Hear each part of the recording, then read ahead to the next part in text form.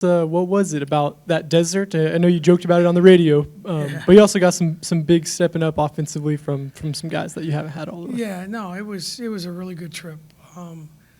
Obviously, it's much needed.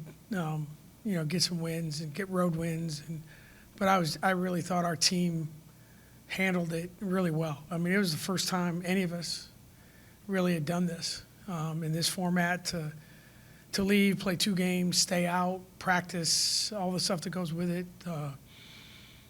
Our operations guy, our strength and conditioning people, trainers did a phenomenal job of having our kids organized and ready, and I thought they showed a lot of maturity to handle the situation and played 2 very different games, but 2 very good games. Talk about, I guess, the differences in those games. I know Arizona guarded Audie really well, and right. Did you kind of know that was going to be the case going in? Yeah, the Arizona State game, neither team really was going to win any defensive awards. We couldn't guard them; they couldn't guard us. We made some shots. The Arizona game, yeah, I mean, we planned for that. Arizona does a great job of, they're big and physical, and the way they double team. So we did have a plan, and I thought, I told Audie after the game, I really thought it was overall one of her better games. And, she only scored 11 points, but the way she worked made them defend her, which opened up shots for the other people, obviously Sid. So it was one of those games where that was the plan, and luckily we had a good feel for what the shots we could get. Now, whether or not you can make them or not, I don't know, but that's what we talked about in practice, and that's what happened in the game. And what did you have to say to Sydney after that Arizona game? No, I mean, I didn't say a whole lot to her. The players were really excited, and they doused her in water, and I think what happens. Our team they're really, really good kids, and I know every coach says that, but this team they get along really well, and I think they really are learning and have learned that they really do celebrate the success of others. Obviously, the 3 get a lot of attention, and when the others get some, it's kind of cool. And it was near the end of the game, and we had taken out most of them. Sid was still in there, and the shot clock was running down. She was wide open, and the whole bench just screamed, "Why not?"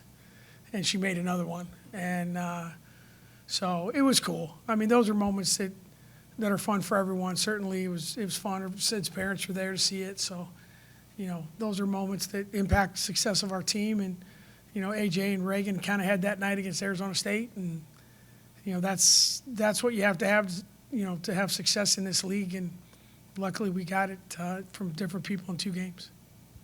Bill, before you guys left, you had hinted that one change you might make is get Kelsey some more minutes. What did you like about what she provided, given her activity level? No, I think the best way to put it is her activity level. Some of her activity doesn't really produce the kind of results at times that I like, but she's always going to play hard.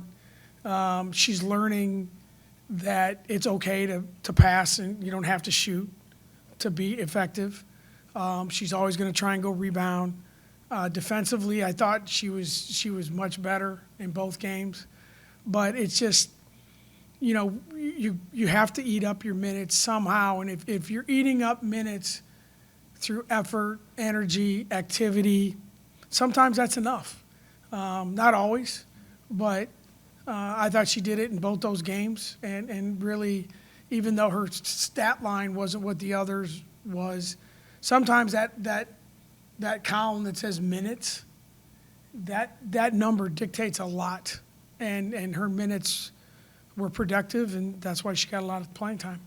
I know before with the 3-point shooting struggles, you were talking about players looking like they were another person compared to some of what they were doing before. Right. Have you seen that kind of invasion of the body snatcher situation reverse itself? And I think you anticipated it reversing itself too. Yeah, I mean, we did. We felt like we did, and I think the 2 things that I kept saying to everyone, and especially to the team, is A, you've already done it, and B, I like the shots we're getting. Now, if you're telling me we're taking bad shots and we're not making them and you don't have a history, now we got a problem.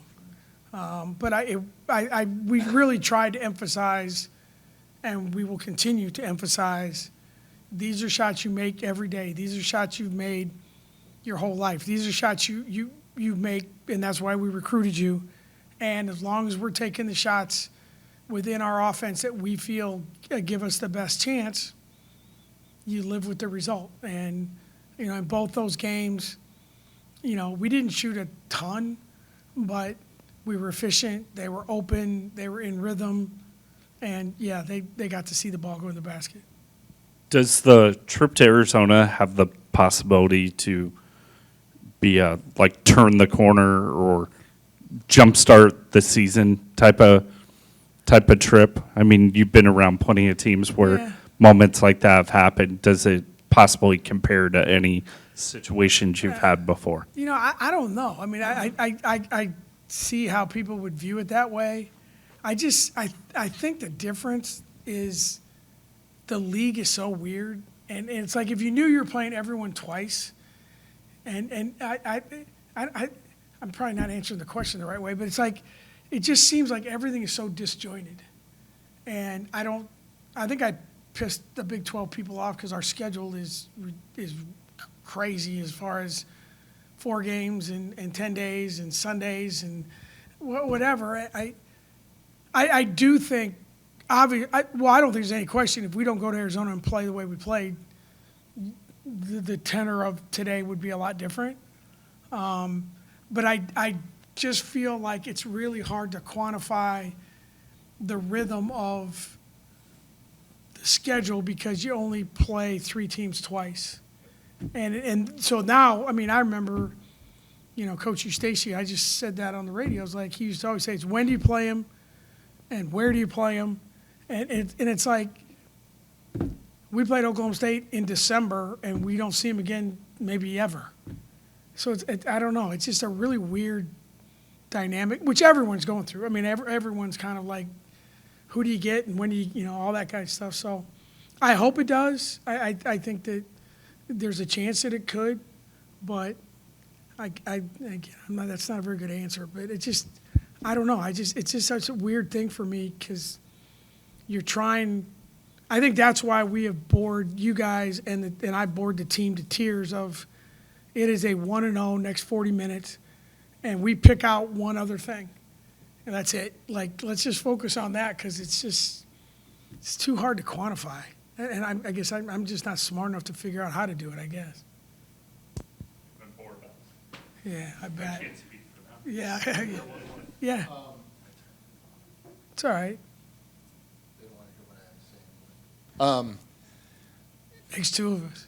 You've said it before, I know, but it isn't common, the nameless, faceless opponent thing. And I know some people might look at it and be like, oh, you don't regard your opponent well. I think it's probably a phrase rooted in respect, if that makes any sense. Oh, I think it completely is rooted in so respect. how would you describe what that means? Obviously, it's focusing on yourselves a little bit and not necessarily, not letting the moment get too big, but how would you describe? Yeah, I think that's it. I mean, you don't let the moment get too big because I found over, basketball, a couple things. Number one, I've never bought into, and this is where I have a hard time with, and the players have a hard time with me, is, they can't get up for 31 games. I think that is an absolute, I've never understood that mentality. Are you kidding me? 31, which happens. So then it's like, well, every game counts as 1 win or 1 loss. So if you get too crazy in one moment, then because what you don't want to happen is if you're not going to win your next one because you won your last one. You don't want to lose your next one because you lost your last one. So you give too much credit. It's a level of respect, but it's kind of like, this game isn't. It's like I think I've been asked this before. It's like, is this a must-win game? There's only one must-win game. The game you got to win to keep your season going. The way I view it. Now, obviously, if you're trying to get in the tournament, I get all that stuff. But I do. I think the nameless faces thing has always been good to us, and I stole the 1-0 from football. I steal everything from football because they're the most organized people I've ever been around in my life, and I love Coach Campbell, and Coach Heacock's my guy. So I stole that from them. We've always had the next 40-minute thing. So it's like, if you look at our scout report, it says 1-0. Like, that is completely stolen from football. And our kids, I think, every team's different. This team kind of gets it. Some teams we've had is like, hey, we got to win 3 of the next 4, or we want to win, this team isn't built that way. I don't think most young people are built that way anymore. I mean, they live in a 15-second Instagram world. They're not going to be focused on what do they have to do over the next 3 weeks. I don't think. At least I can't get them to focus that long. One more real quick. Yeah. Because I'd imagine you'd like to say something about the highest ranking the men's team has ever achieved, number 2. Is it in the number 2? nation. Yeah. Yeah, I mean, what they're doing is incredible. And I think, I just keep saying it. They have a toughness to them that is unique. And it's unique, but it's really unique in this day and age. And it just shows how they did it on Saturday. And it's one of those things where it's really fun to watch it and how organically it's built. And there is no, and we all want to be, we all want to have a program that's built in a certain way. There is no shortcuts. It is going to be done a certain way. And, I mean, they have really, really good basketball players, but they have something else, too, that, I mean, I don't know how many teams in the country have that thing, whatever that thing is. They've got it, and they got a lot of it. And it's been cool to see how they've managed to just grind it out. And, I mean, Tech's a hard place to win. And it'll be fun to see it continue because, and like you said, they've had. I mean, I've been here for a long time. They've had some damn good teams here. I mean, really good teams. And for you to say you're the highest, best, most compared to others, that's damn impressive. It's not like there's a history here of they've sucked forever and all of a sudden here comes TJ. I mean, I've been here through 7 men's basketball coaches, and I've seen a lot of really good basketball. So it's fun. It's fun to watch it, and it's fun to see them have success, and I'm excited to see where it goes because I guarantee you there isn't a coach in the country who wants to play our guys. Not one. And that to me, that says the most. When you're like, oh, I got to play them. Like that's 40 minutes that you're just not looking forward to. I'd rather have a root canal than play Iowa State. So, but I like it, because they're such good guys. I mean TJ. He's married to one of my former players, and but they're all. Every time you see them, the way they conduct themselves, the players, it's so cool to be in that building with them and see them earn the success that they've had, and hopefully it'll continue. Thank you, guys. Appreciate you.